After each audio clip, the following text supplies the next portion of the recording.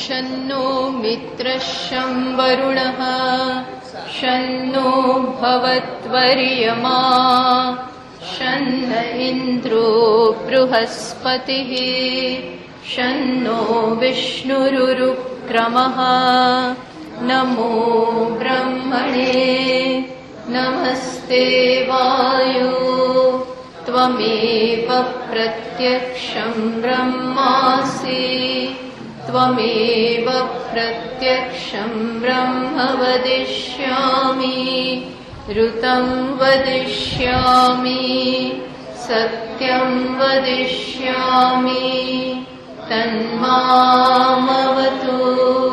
तद्वक्तारमवतु अवतु माम् अवतु वक्तारम् ॐ शान्ति शान्ति शान्तिः श्रुतिस्मृतिपुराणानाम् आलयं करुणालयम् नमामि भगवत्पादम् शङ्करं लोकशङ्करम् शङ्कराचार्यं केशवं बादरायणं सूत्रभाष्यकृतौ वन्दे भगवन्तौ पुनः पुनः ईश्वरो गुरुरात्मेति मूर्तिभेदविभागिने व्योमवद्व्याप्तदेहाय दक्षिणामूर्तये नमः। सर्ववेदान्तसिद्धान्त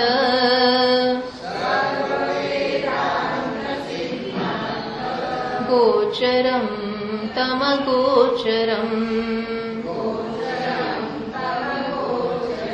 गोविन्दं परमानन्दम्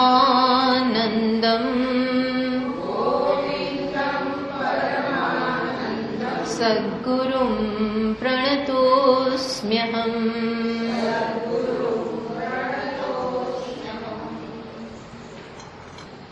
આપણે મનોમય કોષ ચાલતો તો 169માં શ્લોકથી જ્ઞાનેન્દ્રિયાણિ ચ મનશ્ચ મનોમય સ્યાत्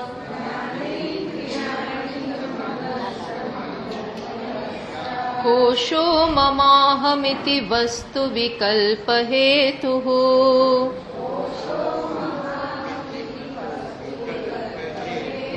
संज्ञादिभेदकलनाकलितो बलीयान्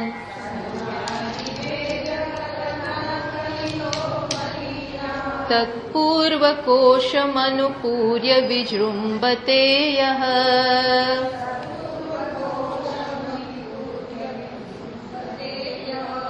तो मनोमय कोश नो प्रारंभ कर्यो आ श्लोक थी इदानीम मनोमयम निरूपयति।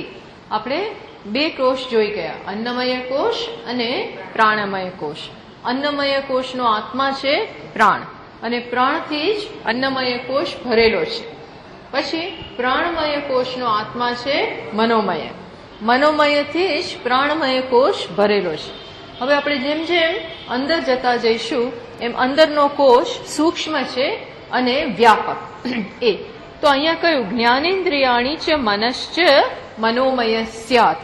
આ મનોમય કોષમાં માત્ર મન નથી, સાથે શું છે? ઇન્દ્રિયો પણ, જ્ઞાનેન્દ્રિયો પણ એમાં એનો સમાવેશ છે. કેમ જ્ઞાનેન્દ્રિયો, કર્મેન્દ્રિયોને? કારણ કે સત્વનું બનેલું છે મન અને સત્વની બનેલી છે જ્ઞાનેન્દ્રિયો. જ્યાં સત્વ હોય ત્યાં જ્ઞાનનો કારણ હોય. જે સત્વનું બનેલું હોય એનું કાર્ય શું હોય? જ્ઞાન માટે હોય, આનંદ માટે હોય. એટલે આ બંને જ્ઞાનેન્દ્રિયો તેમજ મન સત્વમાંથી બનેલા છે. એટલે એ મનોમય કોષમાં જ્ઞાનેન્દ્રિયોનો પણ સમાવેશ છે. શું કરે છે આ કોષમાં અને કારણે શું થાય છે? મમ અહમ ઇતિ વસ્તુ વિકલ્પ હેતુ.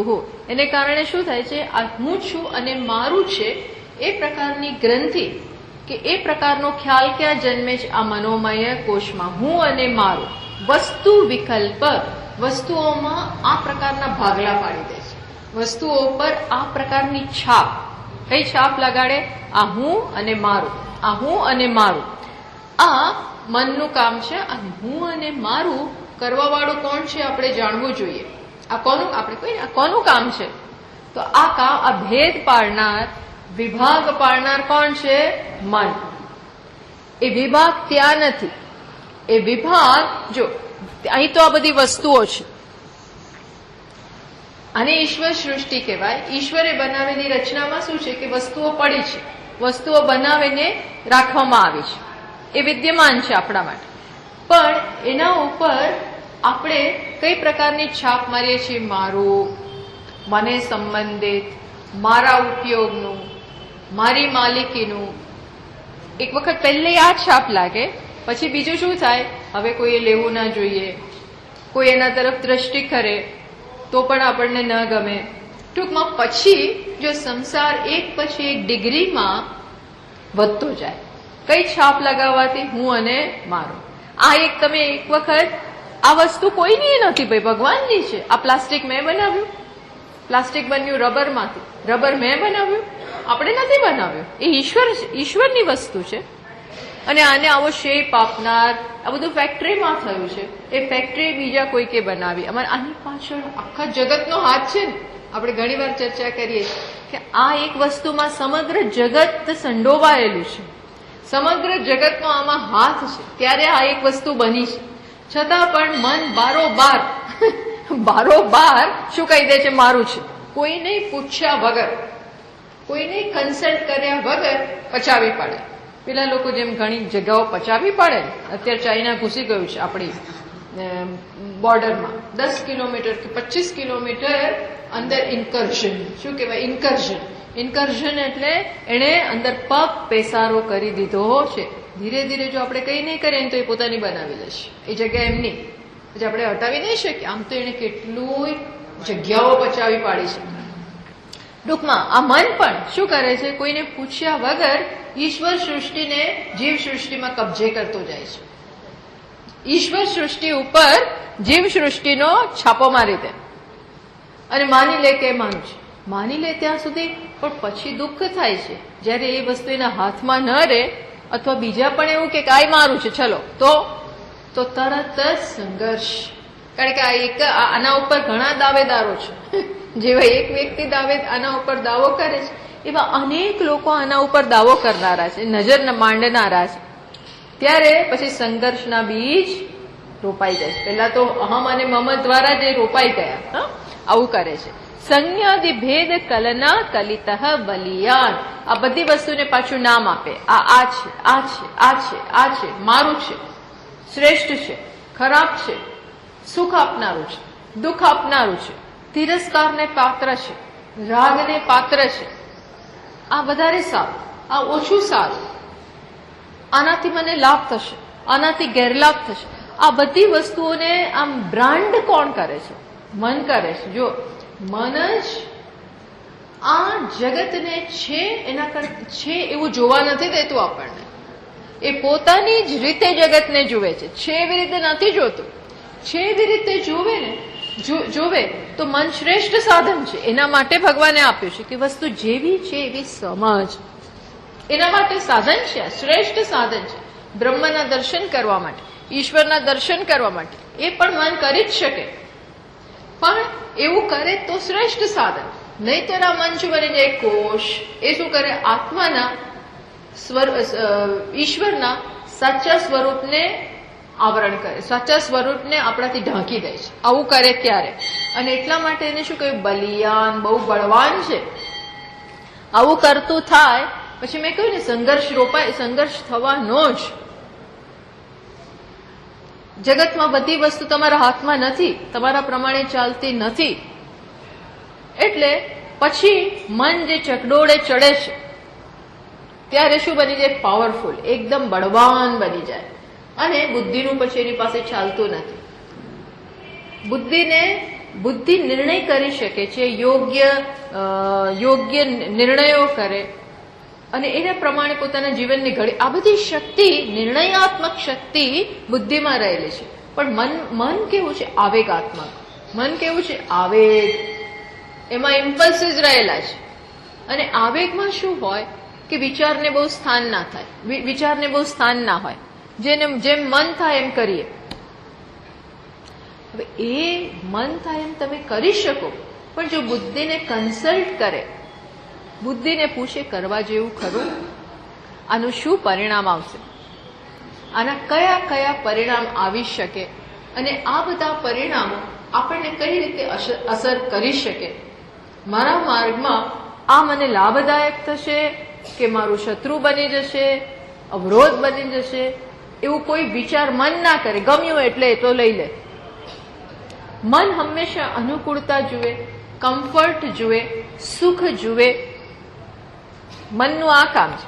જ્યારે બુદ્ધિ શું જુએ કે ના, કદાચ તાત્કાલિક સુખ નહીં મળે પણ તોય સારું છે, તકલીફ પડશે, શરીરને કષ્ટ પડશે તો પણ કરવા જેવું ખરું. આવો બધો વિચાર સારું લાગતું હોય તો પણ યોગ્ય નથી, એવો વિચાર એ બુદ્ધિ કરી શકે. જ્યારે મન કરી શકતું આવેગાત્મક વૃત્તિ છે. કેવી છે? આવેગાત્મક વૃત્તિ છે. એટલે કે છે બહુ બલિયાન છે. તત્પૂર્વ કોશમ અનુપૂર્ય વિજૃંભતે યહ. શું કે છે? તત્પૂર્વ કોશ, એનાથી પહેલાનો જે કોષ છે પ્રાણમય, એને ભરીને રહેલો છે. આ મન, પેલા મનથી પ્રાણનો આત્મા છે મન. વિજૃંભતે નિર્ગલમ સ્વકાર્યમ કરોતી સ મનોમય. શું કે છે? અને એ રીતે આ મનોમય કોષ કામ કરી રહ્યો છે, જગતની કલ્પના કરતું જાય છે. સવા એશ પુરુષવિદ એવ તસ્ય પુરુષવિદતામ અન્હા. મનોમય કોષની તૈત્તરીય ઉપનિષદમાં પણ ચર્ચા છે. હવે શું કહે છે? તસ્ય બંધકત્વમ વિશદયતિ. હવે આવે છે કે આ મનોમય કોષ કઈ રીતે બંધન કરનારું બને છે. મન બંધન કરનારું બને એવું જરૂરી નથી, એવું જરૂરી નથી. મન, જો સમજી જાઓ એક વસ્તુ, મન જ મુક્ત કરનારું છે જો એવું બનાવો તો, અને મન જ બંધન કરનારું છે જો એ રીતે એનો ઉપયોગ થાય તો. આ મન નામની એક વસ્તુ છે તમારી સમક્ષ, એને જો આપણી મુક્તિનું સાધન બનાવીએ તો મુક્ત કરાવો. મન એવ મનુષ્યાણામ કારણમ બંધ મોક્ષયોહો. મન એવ મનુષ્યાણામ, મનુષ્યોનું મન જ કારણ છે. શેનું? બંધ મોક્ષયોહો, બંધન અને મોક્ષ. તો બંધન ક્યારે? વિષયાસક્તમ, વિષયોમાં આસક્ત થઈ જાય. આ સમંતાત શક્તિ, બહુ સારી રીતે ત્યાં ચોટી જાય, સારી રીતે ત્યાં બંધાઈ જાય વિષયોમાં. બધનાથી જે બાંધે એને વિષય કહેવાય, એમાં બંધાઈ જાય. વિષય એટલે માત્ર વસ્તુઓ નહીં, વિષય એટલે વ્યક્તિ, વિષય એટલે સંજોગો, વિષય એટલે દેશ, વિષય એટલે સમગ્ર જગતમાં જે કઈ મને મારામાં રાગ જન્માવે, દ્વેષ જન્માવે, મને ત્યાં પકડી રાખે, આત્માથી અલગ બધું વિષયમાં આવી જાય. આત્માથી અલગ, ટૂંકમાં સમગ્ર અનાત્મ વર્ગ શેમાં આવી જાય? વિષયમાં. એમાં આસક્ત થયેલું મન બંધનનું કારણ. આપણે બંધનને બે જ શબ્દોમાં વર્ણન કરવું હોય તો શું કહેવાય? વિષયોમાં આસક્ત થયેલું મન બંધનનું કારણ, અને એમાંથી મુક્ત થયેલું મન મોક્ષનું કારણ. એમાંથી મુક્ત થઈ જાય, સ્વનિર્ભર બની જાય, કોઈના ઉપર ડિપેન્ડન્ટ નથી. ડિપેન્ડન્ટ નથી એનો અર્થ એવો નથી કે આપણે ખાઈએ નહીં, જગત આપે લઈએ નહીં, પાણી, એવું નહીં. પણ સુખનો આધાર જગત ના હોય. સુખ માટેનો, આંતરિક સુખ માટેનો આધાર જગત હોય નહીં. રોટી કપડા મકાન માટે જગતનો આધાર લઈએ પણ ઇમોશન્સ માટે જગતનો આધાર ના લઈએ. આપણે ઇમોશનલી ડિપેન્ડન્ટ હોઈએ છીએ. મુખ્ય બંધન કે મુખ્ય પરતંત્રતા લાગણીના સ્તરે છે. તમે વિચારજો, આ લાગણીના સ્તરે મોટામાં મોટું બંધન છે. મન લાગણી માંગે છે. મનને માન જોઈએ, મનને લાગણી જોઈએ, મનને કોઈ પીઠ થપથપાવે એ જોઈએ, મનને કોઈ કુણા બે શબ્દો કે એ જોઈએ. મન સમર્થન માંગે છે. જગત પાસેથી આ પ્રકારનું સમર્થન, કુશન, તકિયો માંગે. મનને લાગણીનો તકિયો જોઈએ છે, લાગણીનો તકિયો. અને 99% મનુષ્યોની આ જરૂરિયાતમાં કઈ ખરાબ નથી, આમાં આપણે કઈ ખોટું નથી કહેતા. પણ પછી આ જો અંદરથી ન મળે, સ્વનિર્ભરતા આ બાબતમાં પ્રાપ્ત ન કરીએ, તો આ કોના હાથમાં આપણે આપણી જાતને સોંપી દઈએ છીએ? જગતના હાથમાં. જગત પર તો આપવું હોય તો આપે, ન આપવું હોય તો ન આપે. એને ઉપર આપણો કંટ્રોલ નથી, આપણું નિયંત્રણ નથી. એટલે પછી મન દુઃખી થાય, કાવા દાવા કરે, ફસાઈ જાય, ચગડોળે ચડે. અને મન તો બહુ ફેન્સીફુલ છે. ફેન્સીફુલ એટલે તરંગી. એને આ જોઈએ, પેલું જોઈએ, આજે આ ગમે, પછી બીજું ગમે, પછી ત્રીજું ગમે. જેવું નવું નીકળતું જાય ને એવું એને ગમે. જેવું નવું નીકળે ને, નવી ડિઝાઇન, નવો કલર, નવો શેપ, નવો ટેસ્ટ, નવો આઈસ્ક્રીમ. એકનો એક જૂનો ના ચાલે. વેનીલા આપણને હવે વેનીલા સાદામાં સાદી ફ્લેવર તો કોઈ ખાતું જ નહીં હોય. હવે બધાને શું જોઈએ? જાતનું નીકળવું હોય જોઈએ. એમાં કઈ ખોટું નથી. એને એન્જોય કરવું એક વસ્તુ છે, અને એની ખોટ સાલવી બીજી વસ્તુ છે. જો વસ્તુને એન્જોય કરી શકવી એ એક વસ્તુ છે, પણ વસ્તુ જયારે ન હોય અને મન માંગે મોર. મનને બધા જોયા તો શું થાય છે? એની માંગણીનો કોઈ અંત જ નથી. There is no and. એ તો માંગ્યા જ કરશે, અને તમારે આપતા જ રહેવું પડશે. એવી માંગણી છે ને કે ક્યાં એને નીચે બોટમ જ નથી, નીચે તળિયું નથી. એવી માંગણી છે આ પાત્રની. એવી છે. આપણે જોવાનું આ બધું. આપણે કશું બંધ નથી કરી દેવું, પણ પેલા જોઈએ કે આને શું તૃપ્ત કરે છે. ભાઈ 10-15 દિવસ એક વસ્તુ તૃપ્ત કરશે, થોડા દિવસ બટરસ્કોચ ભાવે, પછી કહે છે હવે નહીં, હવે અમેરિકન ડાયમંડ, હવે ચોકલેટ, હવે સ્ટ્રોબેરી, હવે પિસ્તા, હવે કાજુ દ્રાક્ષ. ટૂંકમાં આ તો એક સાદો હું દ્રષ્ટાંત આપું છું. મનને સંતોષ નથી, આવું છે. એટલે અહીંયા કહ્યું કે આ મન કેવું છે? બલિયાન. આ બહુ બળવાન છે. પછી તો ફગાવી દે, શાંત જ ના પડે. એની માંગણીઓ, અને ઘણીવાર કારણ વગર એ મન રખડ્યા કરે એકમાંથી બીજે. એ ઠરીને ઠામ ના થઈ શકે. એટલે આ બંધન કરનારું ક્યારે બને છે એ આપણે સમજવું જોઈએ. આ મન બંધનાત્મક છે એવું ક્યારે? એ હવે બહુ સરસ રીતે આપણને યજ્ઞની ઉપમાથી સમજાવે છે. હમણાં આપણે યજ્ઞની જ વાત છે ને, ભગવદ્ ગીતામાં એવા જ બધા શ્લોકો આવ્યા યજ્ઞની ઉપમા આપીને. આ વાંચું અત્યારે પણ આ મનને અગ્નિ સાથે સરખાવે છે, અને એ દ્વારા આપણને એનું બંધનનું સ્વરૂપ સ્પષ્ટ કરે છે. જુઓ શું કે છે. પંચેન્દ્રિય પંચભિરેવ હોતૃભિઃ.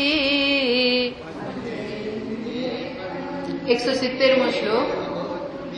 પ્રચીયમાનો વિષયાજ્ય ધારયા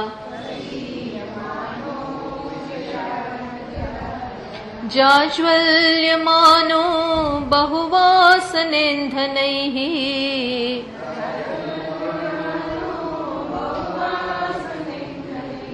મનોમયોગ્નિ દહતિ પ્રપંચમ. હા, એવો પણ પાઠ છે. મનોમયાગ્નિ અને મયોગ્નિ બંને પાઠ છે, અને વહતી અને દહતી એવાય પાઠ છે. બે પાઠ છે. શું કે છે? પંચેન્દ્રિયૈ પંચભિરેવ હોતૃભિઃ પ્રચીયમાનો વિષય આજ્ય ધારયા જ્વાજલ્યમાન બહુવાસનેન્દને મનોમયોગ્નિ. આ મનોમય રૂપી અગ્નિ, મનને અહીં અગ્નિ સાથે સરખાવે છે. મન જ અગ્નિ છે. એમાં હવે આપણે હોમ કરી રહ્યા છીએ. યજમાન છે એને હોતાઓને રોક્યા છે. યજમાન છે અહીંયા. યજમાન કોણ?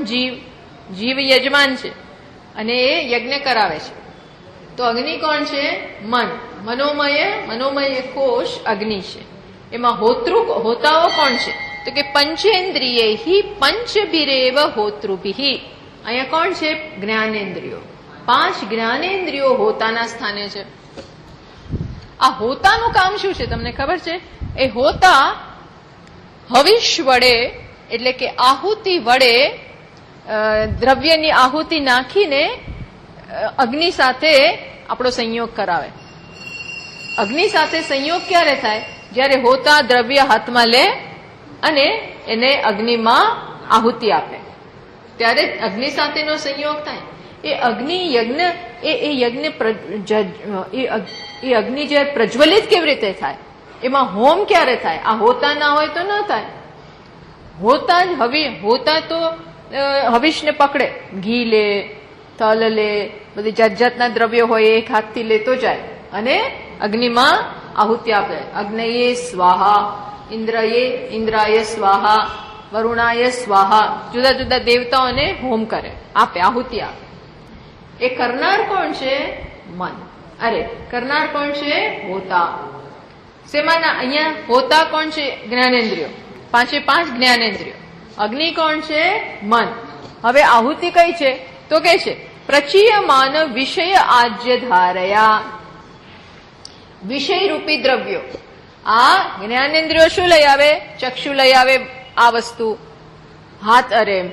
શ્રોત્ર લઈ આવે શબ્દ, ચક્ષુ લઈ આવે રૂપ, ઘ્રાણેન્દ્રિય લઈ આવે ગંધ, રસનેન્દ્રિય લઈ આવે ટેસ્ટ, રસ લઈ આવે, સ્પર્શેન્દ્રિય સ્પર્શ લઈ આવે. આ બધી વસ્તુઓ લાવી જુદા આ હોતાઓ, આ 5 હોતા આવા જગતમાંથી વિષયો લાવે, ઘી રૂપી આ વિષયો લાવે અને શેમાં રેડે નહીં પણ આહુતિ આપે. શેમાં? મન રૂપી અગ્નિમાં. પછી શું થાય? જાજ્વલ. અને જેવું તમે અગ્નિમાં ઘી નાખો એટલે કેવો થાય? પ્રજ્વલિત થાય. એટલે આ હોતાઓએ આ વિષયો અગ્નિમાં આપ્યા અને પાછું શું હતું કે અંદર એ થોડુંક બળતણ હતું જ, પેલું છાણ ને બધું અંદર હોય એટલા માટે તમે ઘી નાખો ને એટલે એકદમ પ્રજ્વલિત થાય. અહીંયા શું કે છે? જ્વાજલ્યમાન બહુવાસનેન્દનૈ. અંદર અને પાછી જૂની વાસનાઓ તો છે જ. વ્યક્તિત્વમાં રસની વાસનાઓ હોય, શબ્દની વાસનાઓ હોય. વાસના એટલે અંદર પડેલા છે સંસ્કાર મનમાં. એ વાસનાઓ પેલું નવું બળતણ આવતું જાય ને એટલે એકદમ પાછી એ જાગે. એટલે વાસનાઓ, જૂની વાસનાઓ આપણા સંસ્કારમાં, આપણા વ્યક્તિત્વમાં, આપણા જૂના જન્મોની અથવા આ જન્મની જે વાસનાઓ પડેલી છે એને કારણે આ અગ્નિ બહુ પ્રજ્વલિત થાય છે. મનોમયોગ્નિ દહતી પ્રપંચમ. અને પછી શું કરે? આ મનરૂપી અગ્નિ સમગ્ર પ્રપંચાત્મક આ જગત છે એને ખાઈ જાય. આપણો એમાં સમગ્ર જગત આવી જાય. ટૂંકમાં સમગ્ર જગત આ મનનો વિષય બની જાય. બાકી જગત તો બહાર છે, એ કેવી રીતે અંદર આવ્યું? આ વસ્તુ બહાર છે એ મારા મનમાં પ્રવેશી કેવી રીતે ગઈ? આપણે એક વ્યક્તિને જોઈ, એ ઘર કરી ગઈ અંદર અને મનમાંથી જતી જ નથી. એક વિષયને જોયો, અંદર રહી ઘર કરી ગયો, જાય જ નહીં. એમ સિંગાપોર વિશે સાંભળ્યું કોઈ ટ્રાવેલ એજન્ટ પાસેથી, અથવા તો આપણા મિત્રો કોઈ જઈ આવ્યા હોય કે અમે તો ગયા માત્ર 40,000 કે 30,000 કે 35 જે થતું હોય, અમે જઈ આવ્યા ને એવી મજા આવી. આવી બધી વાતો સાંભળી એટલે અંદર આવી ગયું અને પછી મનમાં આવી ગયું અને પછી બધા પ્રયત્નો શરૂ થાય. અર્થાત આ મનમાં એ સિંગાપુર નામનું જગત આવી ગયું. એ આપણા વ્યાપમાં. એટલે વસ્તુ બહાર હોય ત્યાં સુધી વાંધો નથી, પણ જ્યારે મનમાં પ્રવેશ કરે છે ત્યારે જ આપણને સ્પર્શે છે. એમ તો જગતમાં ઘણું હોય, પણ આપણા મનમાં જે આવ્યું ના હોય ત્યાં સુધી વાંધો નથી, અને મનમાં આવે એનોય વાંધો નથી, પણ પછી એની વાસના દ્રઢ થાય ત્યારે શું થાય? મન એને બરોબર કબજામાં લે. મન એનાથી આખું ને આખું એની પાસે પેલું ભમરો હોય ને, ભ્રમર, જેમ ફૂલની આસપાસ આસપાસ આસપાસ આસપાસ જોજો ભ્રમર શું કરે? સુગંધીદાર ફૂલ હોય ને એની આસે ભમ્યા કરે. એ મનરૂપી ભ્રમર માં પછી જગત રૂપી ફૂલો, જગત રૂપી વસ્તુઓની આસપાસ મન ભમ્યા જ કરે. એ દ્રષ્ટિએ અહીંયા કહે છે મનોમયોગ્નિ દહતી પ્રપંચમ. આ સમગ્ર જગતને જાણે કે બાળી નાખે છે. બાળી નથી નાખતું, પણ એના કબજામાં આવી જાય છે. આખું જગત એ રીતે મનમાં પ્રવેશી જાય છે અને મન એને ખાઈ જાય. ખાઈ જાય એટલે એને આ જોઈએ, આ જોઈએ. અગ્નિમાં જે બધું હોમાઈ જાય ને એમ આખું જગત આપણા મનમાં હોમાઈ જાય છે. હોમાઈ જાય એનો અર્થ એવો નથી કે ખલાસ થઈ જાય છે, પણ આપણી વાસનાને જાગૃત કરે છે અને આપણી ઈચ્છાનો વિષય બને છે, એમ મારું કહેવાનું છે. કહેવા શું માંગે છે? સમગ્ર જગત આપણી ઈચ્છાનો વિષય બનતું જાય છે. હમણાં આ, પછી આ, પછી આ, પછી આ, પછી આ, પછી આ, આવું ચાલ્યા જ કરે. વાય? બીકોઝ પેલા હોતાઓ વિષયો લઈ આવે છે અને જૂની વાસનાઓને જગાડે છે, અને અગ્નિ પ્રજ્વલિત બનતો જાય છે, બનતો જાય છે, બનતો જાય છે, અને આ આખી જિંદગી ચાલે. આ યજ્ઞ ક્યાં સુધી ચાલે? આખી જિંદગી ચાલવાનું, બંધ સિવાય કે સુષુપ્તિમાં. સુષુપ્તિમાંથી ઉભા થઈએ એટલે તરત પાછું રેડિયો સાંભળીએ કે તરત શરૂ થઈ જાય. કાંઈ ના હોય તો એમને મેં આજે આ કરીશું, પેલું કરીશું, પેલું કરીશું, અને એ પ્રમાણે આખું ચાલુ જ થઈ જાય. એટલે અહીં બહુ સરસ દ્રષ્ટાંત દ્વારા, ઉપમા દ્વારા મન કેવી રીતે જગતમાં આસક્ત થઈ ગયું છે અને જગતમાં જ રમમાણ કરે છે, જગત જ એની રતિનો વિષય બને છે, એ વસ્તુ આપણને બહુ સરસ રીતે અહીંયા કહે છે. જો સુખ પ્રતિપત્તયે મનોમય અગ્નિત્વેન શ્રોત્રેન્દ્રિયાણી હોતઃ. આપણે સમજી શકીએ કે કેવી રીતે સમગ્ર જગત મનનો વિષય બને છે, એ માટે અહીં આ ઉપમા આપી છે. પંચેન્દ્રિયાણી એટલે કઈ ભાઈ? હોતાના સ્થાને જે જ્ઞાનેન્દ્રિયો છે એ કઈ? તો કે શ્રોત્ર, ત્વક, ચક્ષુ, જીહ્વા, ગ્રાણાની તૈહિ એવ પંચભિઃ હોતૃભિઃ. આ પાંચે પાંચ હોતા છે. હોતા દ્રવ્યો લેતો જાય. હવિહિ અગ્નિ સંયોગ અનુકૂલ વ્યાપારવદ્ભિઃ પ્રક્ષેપ્તૃભિઃ. હોતું શું કરે? હવિહિ અગ્નિ સંયોગ અનુકૂલ, જેનાથી અગ્નિનો સંયોગ થાય એવા વિષયો અગ્નિને આપે. હોતા વસ્તુઓ લઈ અને અગ્નિ જોડે પેલા યજમાનનો સંયોગ કરે. એ પોતાના માટે તો નથી કરતો, એ કોના માટે કરે છે? હોતા જે પણ ત્યાં બેસીને કરે છે એ કોના માટે કરે છે? યજમાન માટે. પોતાને આનાથી એને ફળ મળે એના માટે નથી. એ શેના માટે દેવતાઓનું આવાહન કરે? બધી આહુતિઓ એક પછી એક. આપણે ઘણી વાર 2 કલાક યજ્ઞ ચાલે, 3 ચાલે. આ રુદ્રયાગ હોય, વિષ્ણુ યાગ હોય, બધા લાંબા લાંબા ચાલે.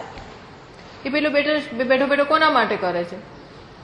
એનું કામ છે યજમાન માટે કરાવવાનું. પછી એને જે થોડી મળતું હોય એ વસ્તુ અલગ છે, દક્ષિણા, પણ એ કરી રહ્યો છે જીવ માટે, યજમાન માટે. એમ અહીં પણ આ જ્ઞાનેન્દ્રિયો કોના માટે બધું કામ કરી રહ્યા છે?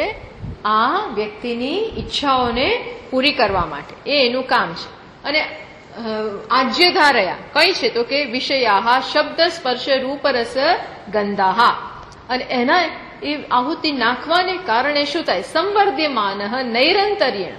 ટૂંકમાં જેમ જેમ આપણે વિષયો આપતા જઈએ છીએ, જો હું તમને કહું, જસ્ટ બીકોઝ એક વસ્તુને જોઈએ છીએ ને એને કારણે આ ચક્ષુએ આને જોયું, આની સાથે ચક્ષુનો સંપર્ક થયો અને મને એની નોંધ લીધી, આ જે વ્યવહાર થયો, એટલે એવું દરેક આવો વ્યવહારથી એવું જરૂરી નથી કે મનની વાસનાઓ ઊભી થાય.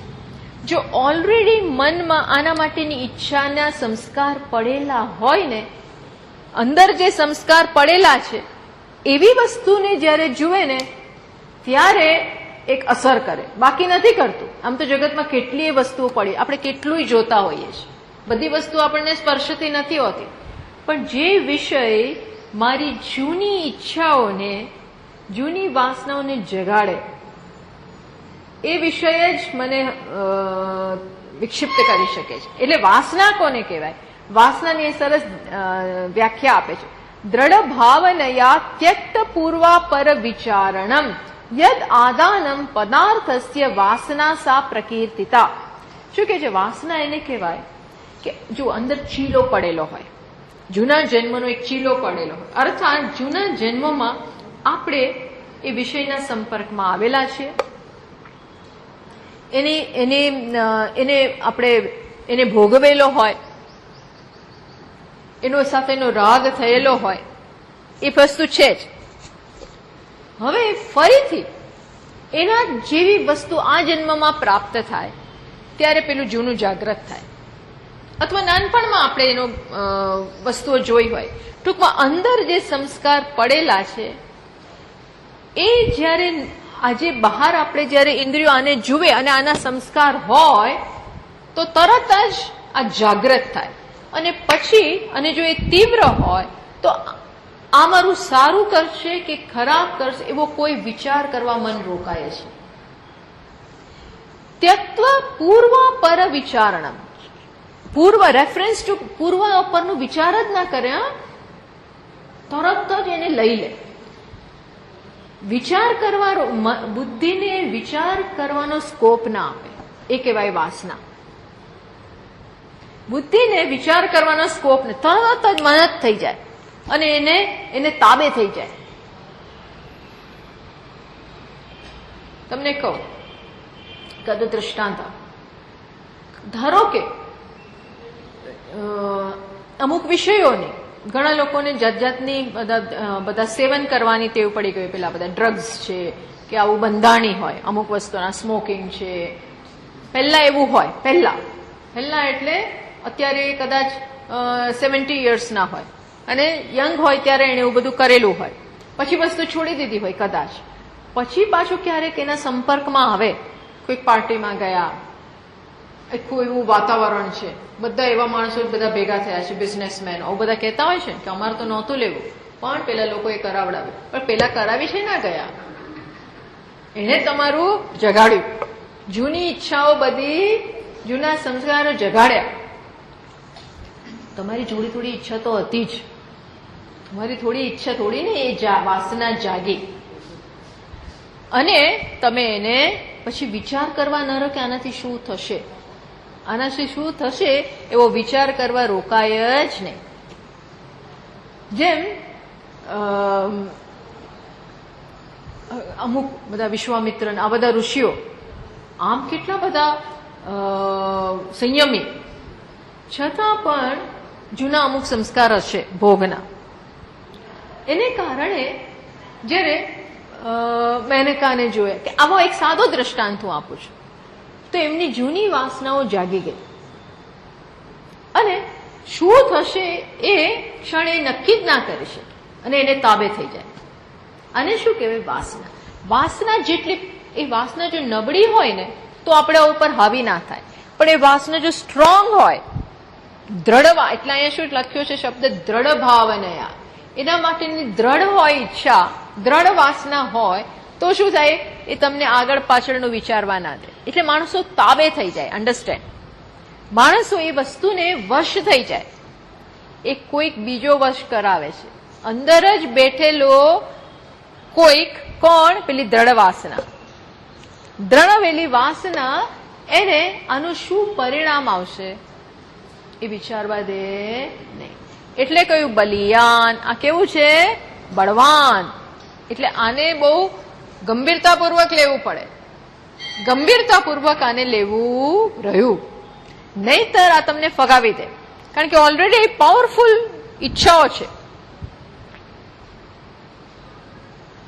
એટલે ભગવાન કહે છે ને, શક્નોતિ હૈવય સોઢું પ્રાક શરીર વિમોક્ષણાત, કે જે કામ ક્રોધોદ્ભવમ વેગમ, આ કામ અને ક્રોધની વાસનાઓ છે અંદર, હોઈ શકે એવું ન માનવું કે નથી, હોઈ શકે. કામ અને ક્રોધ એટલે આવી સ્વભાવ, આવો જે સ્વભાવ પડી ગયેલો છે. માણસ આમ બહુ પણ ક્રોધ આવી જ જાય, કારણ કે ક્રોધના સંસ્કાર છે. મારું ધાર્યું ન થાય એટલે ક્રોધ થાય, આવી ટેવ પડી ગયેલી હોય છે. મારું જ ધાર્યું થવું જોઈએ એવું અભિમાન, એવો દ્રઢ આગ્રહ.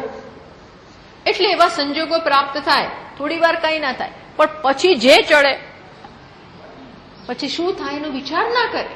આનાથી શું થશે, હું જે કરું છું એની મારી તાકાત છે કે નહીં, અને મારે શું ભોગવવું પડશે, આનો કઈ પ્રકારનું પરિણામ આવશે, હું ફેંકાઈ જઈશ, મારી આ હેસિયત નથી, આવું કઈ વિચારે જ નહીં. અને હું શું કરી રહ્યો છું, ન કરવાનું કરી રહ્યો છું, ન બોલવાનું બોલી રહ્યો છું, એ વિચારવા રહે. કેમ? કારણ કે અત્યારે કોણ પાવરફુલ બની ગયું છે? પેલી દ્રઢ વાસના, દ્રઢ વાસના. એટલે ભગવાન કહે છે આ તો ભાઈ કોઈક બહુ આ વાસનાથી ચડિયાતી આપણી સંકલ્પ શક્તિ હોય, બુદ્ધિની શક્તિ હોય, તો જ આપણે આને ખાડી શકીએ, નહીતર આને ખાડવું મુશ્કેલ છે. જેમ પૂર ધસમસતું આવતું હોય ને, ત્યારે પેલી વોલ બનાવી હોય ડેમની, એ જો ઢીલી પોચી હોય તો એના વેગને નહીં ખાડી શકે, એ તણાઈ જશે, તૂટી જશે. એ વોલ કેવી હોવી જોઈએ? એકદમ સ્ટ્રોંગ, દરવાજા પર સ્ટ્રોંગ હોવા જોઈએ. એમ આપણી બુદ્ધિની શક્તિ કેવી હોવી જોઈએ? પેલાથી વધારે ચડિયાતી, તો જ એને ખાડી શકે. અને જો એવું કરી શકનોથી જો એ કરી શકે તો એ કેવો છે? યોગી. આ યોગી છે, આ માણસ યોગી છે. ગમે તે કપડામાં હોય, એવું જરૂરી નથી કે એને સફેદ જ વસ્ત્રો ધારણ કર્યા હોય કે ભગવા જ ધારણ કરે, ગમે તે હોય, પણ એ યોગી છે. યોગીનું કામ જ આ છે. શું કરો? મન ઉપર વિજય, મન ઉપર પ્રભુત્વ. મન કેમ નહીં, પણ યોગ્ય શું છે? મન તો બધું કે, યોગ્ય શું છે? જેમ બાળકો તો બધું માંગે, એ તો ખરાબ મિત્રોની સંપર્કમાં એની કંપની થઈ જાય એટલે એ એવું માંગવા માંડે, એ બોલવા માંડે, એ કરવા માંડે. એવું બાળકો તો કરે ને. 4 દિવસ પેલા લોકો જોડે રખડે, આજુબાજુના ગમે તેવા લોકો સાથે, એટલે ઘરે આવીને એવું બોલે. આપણે આપી તું આ શબ્દ ક્યાંથી શીખ્યો? આપણે પૂછ્યું પણ તારામાં આ શબ્દ ક્યાંથી આવ્યો? આપણા ફેમિલીમાં તો આ છે નહીં, આપણા સંસ્કારમાં છે ને, આ આવ્યું ક્યાંથી? તો પેલાની સોબત. પછી માં જે એને હાથમાં લે, પછી માએ શું કરવું પડે? માએ કે પિતાએ કે જે પણ હોય એવો હાથમાં લે, બરોબર, ખબરદાર ખબરદાર જો આ શબ્દ આવ્યો છે તો પાછો કાઢી મૂકીશ, જમવા નહીં આપું. હવે જયારે ધાક ધમકી કરે અથવા સમજાવો પ્રેમથી, આ તને શોભે છે, પ્રેમથી સમજાવે તો પેલું જાય, નહીં તો ના જાય. એમ આ મનને આવી રીતે કહેવું પડે. અને એ કોણ કરી શકે? બુદ્ધિ જ કરી શકે. એટલે બુદ્ધિ એ બહુ પાવરફુલ હોવું જોઈએ. એ થાય તો જ મન ઉપર વિજય, નહીં તો કોઈ વિજય નથી. વિજ્ઞાન સારથી યસ્તુ, જે વિજ્ઞાન રૂપી સારથી જીવનમાં જોઈએ. આપણો સારથી જીવનનો કેવો હોવો જોઈએ? વિજ્ઞાન. વિજ્ઞાન એટલે બુદ્ધિ. બુદ્ધિમાં એ તાકાત હોવી જોઈએ કે પેલી ઘોડાની લગામને આમ બરોબર ખેંચે. નહીં તો પેલા ઘોડા તો એવા છે ને કે મન ફાવે એવું કરે, આમ જાય તેમ જાય, એવા રથને આખો ફેંકી દે. ઘોડા તો બહુ તોફાની હોય, પણ પેલો સારથી કેવો હોવો જોઈએ? એકદમ એલર્ટ. મન પ્રગ્રહવાન નરહ, મન રૂપી લગામને બરોબર હાથમાં એને પકડી રાખી હોય, ચૂંકે ચા ના થવા દે પેલા ઘોડાઓને. એટલે તમે જોજો સારથી હોય ને એનું પિક્ચર આપણને બતાવે ને કૃષ્ણ ભગવાન, તો આમ એવા આમ ઉભા હોય, એક હાથેથી આમ લગામ પકડી રાખી હોય, તો જ પેલા ઘોડાઓ ઠેકાણે રહે. ડાયા ડમરા થઈને ફરે, જ્યાં લઈ જવું છે ને ત્યાં જ રથને લઈ જાય. પણ કોણ આ બધું ડાયરેક્ટ કરનારો છે? સારથી. સારથી સારથી કોણ છે? વિજ્ઞાન એટલે બુદ્ધિ. બુદ્ધિ સારથી છે. એટલે કઠોપનિષદ કે છે સોધ્વનઃ પારમાપ્નોતિ તદ વિષ્ણોઃ પરમમ પદમ. જેનો આ પ્રકારનો સારથી છે એનો જ રથ, જીવનરૂપી રથ વિષ્ણુરૂપી પરમધામમાં પહોંચી શકે. ત્યાં વિષ્ણુ એટલે અહીંયા. આ આંતરિક યાત્રામાં આપણે આપણા ધ્યેય સુધી ત્યારે જ પહોંચી શકીએ જ્યારે સારથી બરોબર હોય. સારથી બરોબર હોય. અર્જુનના તો સારથી બહુ શ્રેષ્ઠ હતા એટલે એને બરોબર પકડી જ રાખ્યો. પેલાને કોઈ દાદ ના આપી, એના મોહને દાદ ના આપી, કશાયને નહીં. કયા જ કર્યું. સારથી યોગ્ય હતા ને એટલે બધું ચાલ્યું. એમ આપણે પણ બુદ્ધિમાં કોને રેડવાના? શાસ્ત્રને, ગુરુના વાક્યોને. શાસ્ત્રના વાક્યોને, શાસ્ત્ર અને ગુરુના વાક્યોથી રંગાયેલી આપણી બુદ્ધિ એ જ કામ કરવાની. આપણી બુદ્ધિ પણ સારથી, પણ એને કેવા જાતે સારથી નહીં બનાવવાની. એને કેવા શબ્દોથી રંગી નાખવાની? તરબોળ કરી દેવાની બુદ્ધિને. શાસ્ત્ર નથી. યોગ સત્યથી એ બધું શીખવું પડે પહેલા. એ થાય તો વાંધો. પણ ટૂંકમાં અહીં આપણને આ દ્રષ્ટાંત દ્વારા નહીં તો શું થાય કે મનમાં વાસનાઓ ધારો કે એક વસ્તુ જોઈએ, આપણે જોઈએ એક સરસ વસ્તુ, સરસ હોટેલની એડ આવી હોય કે આજે અહીંયા ફ્રી લંચ છે, નામ છે, તેમ છે, જાતનું મૂક્યું હોય. હવે ધારો કે એક વ્યક્તિ જાય છે, એક સાધુ જ જઈ રહ્યા છે, એણે આ જોયું. હવે એને શું થાય? એને કશું ધારો કે કઈ નહીં, એને ના થાય, કદાચ મોટા ભાગે ના થાય. એને જોઈને કઈ થયું જ નહીં. તો શું થયું? એ વિષયે ચક્ષુએ એ વિષયને જોયો, રેડિયામાં પણ એની એડ સાંભળી, બધું બહુ થયું.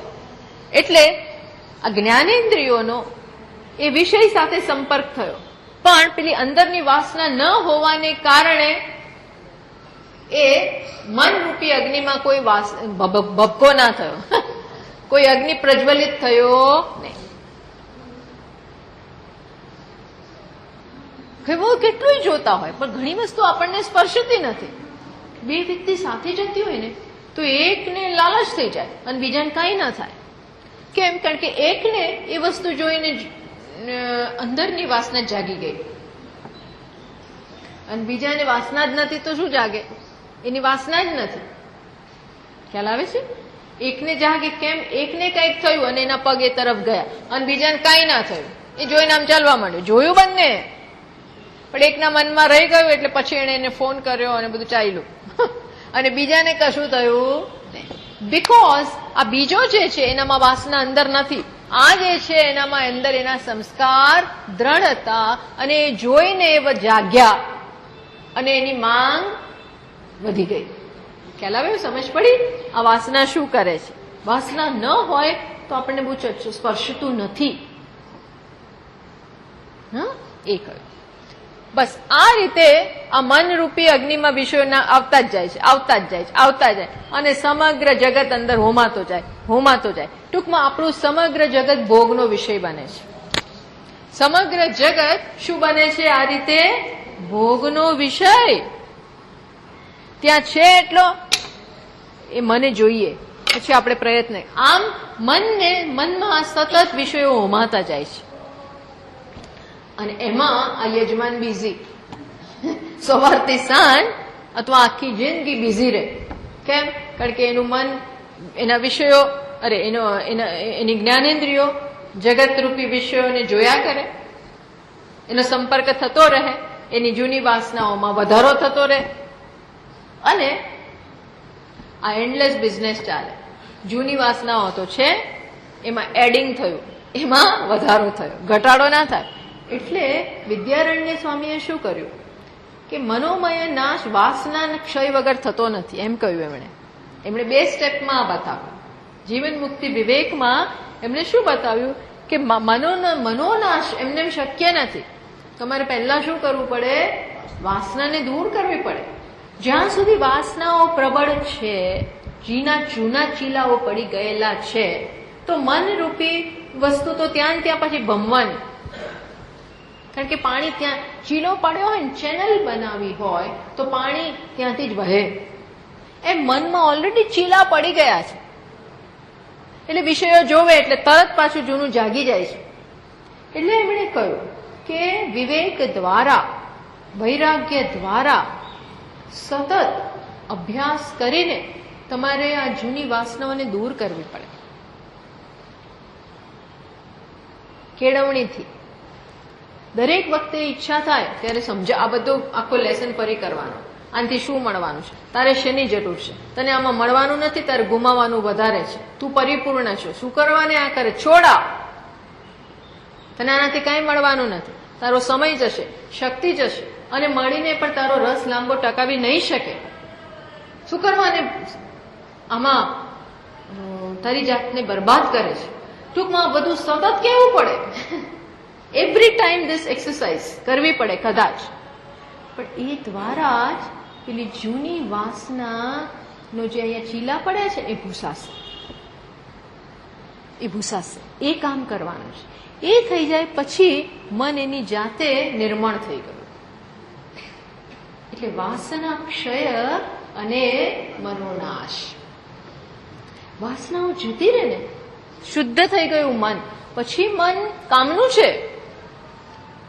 પછી મન બહુ કામનું છે. આ જે જ્ઞાની હોય છે એની પાસે મન નથી હોતું. મન ના હોય તો એનો વ્યવહાર કેવી રીતે થાય? તો એ મોઢામાં રોટલીનું બટકું નાખવાને બદલે બીજે ક્યાંક નાખે, કારણ કે મન જ કામ નથી કરતું. મન વગર કામ શક્ય નથી, વ્યવહાર શક્ય નથી. અને એ લોકો બહુ સિસ્ટમેટિકલી કામ કરતા હોય છે. મનની તો જરૂર છે, પણ મનને પ્યોરિફાય કરવાની જરૂર છે. અને પ્યોરિફિકેશન એટલે શું? પેલી જૂની વાસનાઓને કાઢો. શ્રેષ્ઠ વાસનાઓ મૂકો, દૈવી વાસના, સેવાની વાત, એવું કરો. પેલું કાઢીને એટલા માટે જ ભગવાન 16મા અધ્યાયમાં અને વારંવાર દૈવી સંપત્તિની વાત કેમ કરે છે કે આસુરી સંપત્તિ કાઢ, તામસી સંપત્તિ કાઢ, અને એના બદલે દૈવી સંપત્તિ ત્યાં મૂક. તો એ બહુ કામની છે. એ જ તારા મનને શુદ્ધ કરશે અને તું જે જ્ઞાન પ્રાપ્ત કરો એમાં મદદ કરનારું બનશે. આપણી અંદર એવા તત્વો ના હોવા જોઈએ કે આપણને પછાડે. ઘરમાં જ શત્રુઓ નહીં રાખવાના. આપણને ઘણીવાર ખબર નથી હોતી કે આપણી અંદર જ બધા છિદ્રો છે. આપણા ઘરમાં જ એવા લોકો હોય ને કે આપણી બાતમી જઈને બીજે આપી આવતા હોય, જાસૂસ એવા હોય, એટલે આપણું બગાડનારા હોય. આપણું ના આપણું એવું અહીંયા જ છે. વાસનાગ્રસ્ત મન આપણું બગાડનારું છે, આપણને ભાન નથી. એટલે પેલા સાવચેતીપૂર્વક ભાઈ કોણ છે અહીંયા જે છે એને ઓળખ. એટલા માટે પહેલા તો પરિચય પ્રાપ્ત કરે કે અંદર કોણ ભરેલું છે. પરિચય. કંઈક પણ થાય ને એટલે જોવું કે આ શું થયું, મને થયું શું, મને શું થયું, કેમ થયું. તો મારા મન સાથે મારે કામ કરવાનું. આપણે સતત આ યોગીઓ, સાધક એટલે જે સતત પોતાના મન સાથે કામ કરે. Constant consultation, counselling. પેલા કન્સલ્ટન્સ હોય ને, કાઉન્સેલર હોય, એ શું કરે? એની પાસે બધા પૂછવા આવે કે શું કરવાનું, આવો પ્રશ્ન જન્મ્યો છે, શું કરવાનું. એમ આપણે સતત આપણા મન સાથે આવું કાઉન્સેલ, ભાઈ તું સમજ, તું સમજ, આ મન જ છે ભાઈ, જે છે આ મન છે, એટલે આ કામ કરવાનું છે. હવે પછીનો શ્લોક આપણને એ, કારણ કે આ મન જ સંસાર છે. સંસાર ઇઝ ઇક્વલ ટુ માઇન્ડ. મનથી વધીને કોઈ સંસાર નથી. એ વસ્તુ આપણને કહે છે. તૈઃ બહુવાસનેન્દનૈઃ જાજ્વલ્યમાનઃ પૌનઃ પુણ્યેન નિરંતરમ જ્વલનમ મનોમય મનોરૂપ અગ્નિ પ્રપંચમ દહતી ભસ્મીકરોતિ સર્વાન પુરુષાન પુરુષાર્થ અયોગ્યાન કરોતિ. શું કે છે અહીંયા? તો ટીકાકાર શું કે છે? આ મન પછી જો વિષયોના સકંજામાં આવી ગયું એની વાસનાઓ ગઈ જ નહીં તો શું થશે? આ પુરુષને પુરુષાર્થ અયોગ્યાન કરોતી, એ પુરુષાર્થ નહીં કરી શકે. જીવનનો અંતિમ પુરુષાર્થ કયો છે? મોક્ષ, ધર્મ અને મોક્ષ. એમાં સફળ નહીં થાય. એ મન જ એને એના માટે અયોગ્ય બનાવી દેશે. એ મન કાં યોગ્ય બનાવી શકે જો એવું આપણે કરીએ તો, અને નહીતર એ મન આપણને શું કરે? આપણું મન જ આપણને અયોગ્ય, નહીં, યુ વિલ નોટ પાસ, તમે પાસ નહીં થઈ શકો એવું કરી નાખે. એટલે ભગવાને આ જ વસ્તુ કહ્યું ને કે મને ના આપણે શું છે, બંધુ, મન જ બંધુ છે અને મન જ રીપુ છે. મન જ માણસનું બંધુ છે જો એવું બનાવો તો, અને મન જ રીપુ, શત્રુ બની જાય જો એના ઉપર ધ્યાન આપીએ નહીં તો. હવે કે છે અન્વય વ્યતિરેકાભ્યામ તસ્ય બંધકત્વમ આહ. હવે અન્વય અને વ્યતિરેકથી આ મન કઈ રીતે બંધનનું કારણ બને છે એ વસ્તુ આપણને બતાવે છે. જો કે છે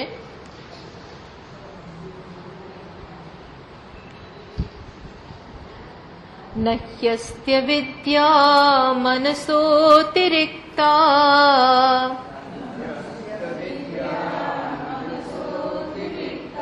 મનોહ્ય વિદ્યા ભવબંધ હેતુઃ.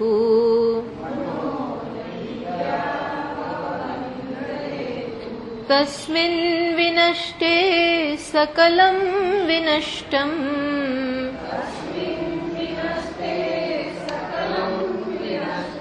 વિજૃંભિતેસ્મિન સકલં વિજૃંભતે.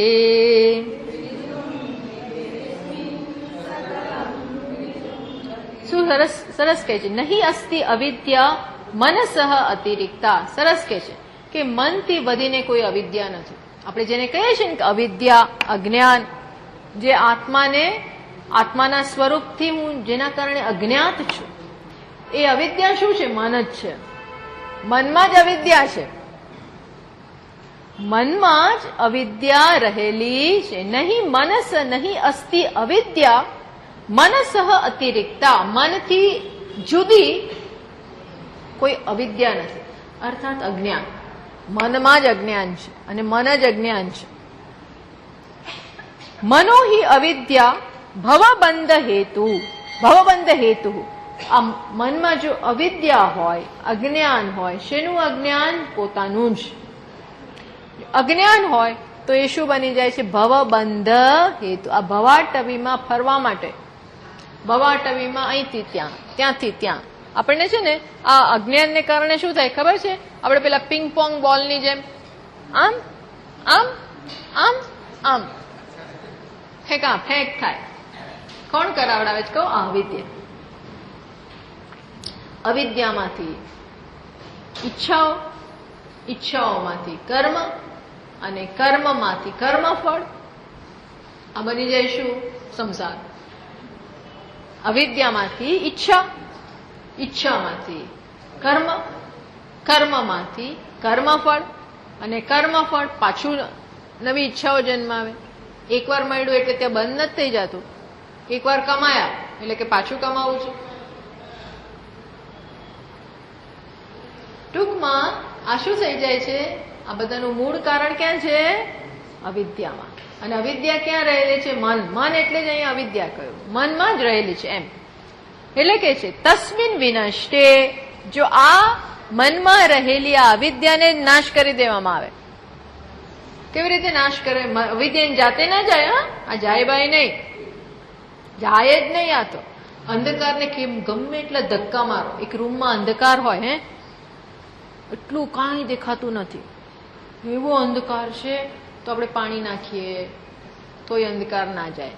ઝાપટીએ એવું ઝાપટીએ તો ઝાપટતા ઝાપતા આપણે 50 વાર પડીએ, કારણ કે કઈ દેખાય જ નહીં. ધક્કા મારીએ, બહારથી પેલા પેસ્ટ કંટ્રોલ વાળાને બોલાવીએ, તો કેટલુંય કરીએ. આ મનમાં, અરે રૂમમાં રહેલા અંધકારને દૂર કરવા માટે બહુ કરીએ. ફરીથી રૂમનું નિર્માણ કરાવીએ, બધું બહુ કરે, કશાયથી જાય નહીં. એ કોનાથી જાય? એક દીવો લઈ આવો, માત્ર એક દીવો લઈ આવો, ટોર્ચ લઈ આવો, મશાલ લઈ આવો અને ઓન કરો. શું થાય? તરત જ પેલો અંધકાર ભાગી જાય. અંધકાર કોની સહન ના કરી શકે? એના વિરોધી એનો જે વિરોધી છે એ પ્રકાશને એના સાગરીતોને સહન કરી શકે. અંધકારના બીજા બધા પાણી એ સાગરીત અને બીજું બધું જે પ્રયત્ન કરો એ બધા એના કોઈના એથી ખસે નહીં. એનો વિરોધી લાવો તો જ એ ખસે. વિરોધીને ઉભો આમ પ્રકાશ આવ્યો કે ક્યાં ગયો ઇમિડિયેટ. તમે જોજો આ કેવી ઘટના છે ને. એવું કાળું ડિબાંગ હોય તો તમે જોજો અમાસની રાતે ઘણી એવું આકાશમાં આપણને કાંઈ ના દેખાય અને માત્ર એક જણ એવી વીજળી થાય અને એ લીસોટામાં આપણને 1 મિનિટ આખું દેખાઈ જાય. 1 સેકન્ડ આપણને આકાશમાં શું શું હોય, વાદળા હોય, બધું 1 સેકન્ડ દેખાય જાય. એ લાંબી ટકતી નથી વીજળી, પણ એક વખતમાં 2 મિનિટ પહેલા કાંઈ ના દેખાય અને તરત જ આમ લીસોટામાં બધું દેખાઈ ગયું. કેમ? ત્યાં પેલા બહુ વરસાદ પડતો હતો અને જે ગડગડાટ થતા હતા એ કોઈએ આપણને કઈ બતાવ્યું નહીં. માત્ર કોણે બતાવ્યું? વંટોળ ચાલતો હતો, બધું બહુ થતું હતું, કાંઈ ના દેખાણું. માત્ર એક વીજળી થઈ અને 1 સેકન્ડ આપણને આકાશમાં શું છે એ ખબર પડી ગઈ. કેટલા વાદળા છે બધું ખબર પડી જાય. અર્થાત અથવા તો કાળું હોય અને એકદમ 3:30 થયા અને જરાક પ્રકાશ શરૂ થઈ જાય, ઇમિડિયેટલી ખબર પડી જાય. એમ વિરોધી લાવવો પડે. વિરોધી અહીં કે છે આ તસ્મિન વિનષ્ટે, આ અજ્ઞાન જે મનમાં રહેલું છે અવિદ્યા, એ જો જાય સકલમ વિનષ્ટમ, તો બધાનો નાશ થઈ જાય. કોનો નાશ થઈ જાય? એ અવિદ્યાને કારણે જે હોય ને એનો નાશ થાય, બીજા કશાનો નહીં. અવિદ્યાને જો પાછું એવું ના સમજવું બીજું જતું. અવિદ્યાને કારણે જે જન્મ્યું હતું એ બધાનો નાશ થાય. અવિદ્યાને કારણે શું જન્મેલું હતું? ઈચ્છાઓ જન્મી હતી, કર્મ જન્મેલા હતા, કર્તૃત્વ જન્મેલું હતું, ભોક્તૃત્વ જન્મેલું હતું, કર્મફળ આ બધું આવતું હતું અવિદ્યાને કારણે. એ બધું જાય. સંસાર તો એમનું એમ રહે, જગત એમનું એમ રહે. જતું રહેશું જે અવિદ્યાને કારણે હતું. અવિદ્યાને કારણે અધુરપને કારણે ઈચ્છાઓને કારણે કર્મ કરીએ એને કારણે ફળ આવે એટલે આપણે પાછા બંધાઈએ, પાછા મરીએ, જન્મીએ, આ બધું ચાલુ થતું. આ બધાનો રૂટ કોઝ કોણ હતો? અવિદ્યા. એટલે અવિદ્યા પેલી વિદ્યાથી દૂર કરીએ એટલે આ બધું જગત એમનું એમ રહે. આ ટેબલ એમનું એમ રહે, પણ આ ટેબલને જોઈને મન જે થતું હતું ને એ ગયું. આ કેપ્સિકમ એમનું એમ રહે, પણ કેપ્સિકમને જોઈને મન શું થતું હતું? શાક બનાવવા છે. શાક બનાવવા સાદી વાતની વાંધો નથી, પણ એમ જે પેલું થતું હતું ને કે આના વગર હું અધૂરો, આ નહીં મળે તો જીવનમાં કાંઈ નથી. અને હું જે પીડાવ, જે ઈચ્છા, જે એના કારણે ટેન્શન, જે એના કારણે સ્ટ્રેસ, આ બધું જે થતું હતું એ જાય. આ તો એમનું એમ જ રહે. એટલે કે છે તસ્મિન, પણ એટલે સ્થિત પ્રજ્ઞાના માટે એવું છે. જગત એમનું એમ છે પણ એને કાંઈ સ્પર્શતું નથી. એક જ કુરુક્ષેત્રના મેદાનમાં અર્જુન છે ને ભગવાને છે. ભગવાનને કાંઈ નથી થતું, ઉભા છે આરામથી. તમે કહેશો એમના ક્યાં સગાવાલા હતા એટલે એમને શું થાય? હા, એ વાત બરોબર છે. ભગવાન માટે તો સમગ્ર જગત એનું પુત્ર જ છે, એનું જ બાળક છે. પણ એમને ક્યારેય એવું ના થયું કે આને રાખો ને આને કાઢો, કશું નહીં. નો આસક્તિ, જે કરવાનું એ કરે. એટલે કે છે તસ્મિન વિનષ્ટે સકલમ વિનષ્ટમ વિજૃંભતે અસ્મિન સકલમ વિજૃંભ. આ મનમાં વાસના હોય, અજ્ઞાન હોય તો આ બધું આપણા માટે સંસાર છે, અને એ ન હોય તો છે નહીં. એ આપણને કે છે. આ 171મો શ્લોક આપણે નેક્સ્ટ બુધવારે ફરી એનું ડિટેલમાં એનું જે ભાષ્ય છે એ ત્યારે જોઈએ. સરસ. પછી આપણને મનની જ હજી પાછી ઘણી આગળ ચર્ચાઓ આવે છે. મનમાં અજ્ઞાન વધતું જાય તો આ સંસાર આખો બંધ રહે, અને અજ્ઞાન જાય તો જ સંસારનો નાશ. એટલે મનમાંથી અવિદ્યાને કાઢવાની છે. એ જતી રહે તો પછી મનનો મન બહુ નિર્દોષ વસ્તુ છે, ઉલટું કામનું છે. ઓમ પૂર્ણમદ પૂર્ણમિદં પૂર્ણાત પૂર્ણમુદચ્યતે પૂર્ણસ્ય પૂર્ણમાદાય પૂર્ણમેવાવશિષ્યતે.